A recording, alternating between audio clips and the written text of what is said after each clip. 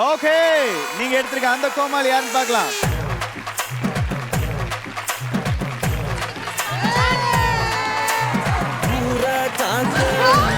சங்கம் உயிரை கொடுக்க உருவான சங்கம் இல்ல, இது இல்ல, நாங்க எல்லாரும் விளையாட்டுக்குள்ள.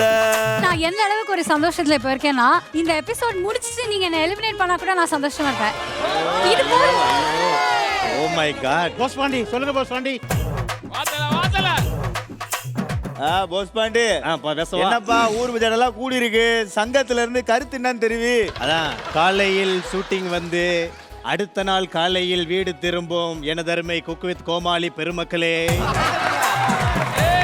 உங்கள் அனைவருக்கும் இந்த சிலுக்கு வார்பட்டி வருத்தப்படாத வாலிபர் சங்கத்தின் தலைவன் போஸ் பாண்டியின் வணக்கத்தை தெரிவித்துக் கொள்கிறேன்.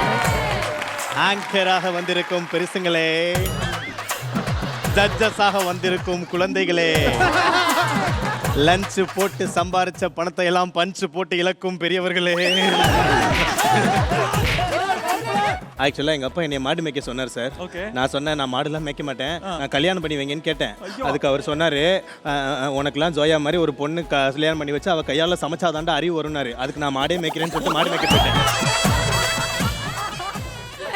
என்ன போல குட்ரேடு கல்ல வேண்டது வரணும். நீ தமிழ்ல பேசுறீ. என்ன எதுக்கு அப்படி சொன்ன கேளு.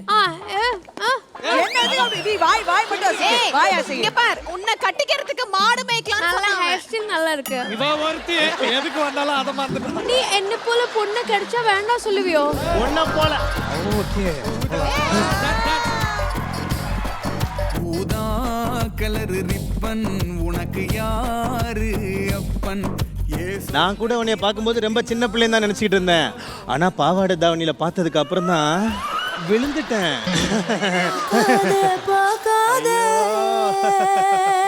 ஜோயா சமையல பார்க்காதேன்னு ஒரு பாட்டு. சார், நீங்க ஷூட்டிங் நடத்துங்க, நடத்தாம போங்க. நீங்க எலிமினேஷன் பண்ணுங்க, பண்ணாம போங்க. ஆனா வாரம் எங்களுக்கு வந்து ஜோயாவுடைய ஆடலுடன் பாடல் பார்த்தே ஆகணும்.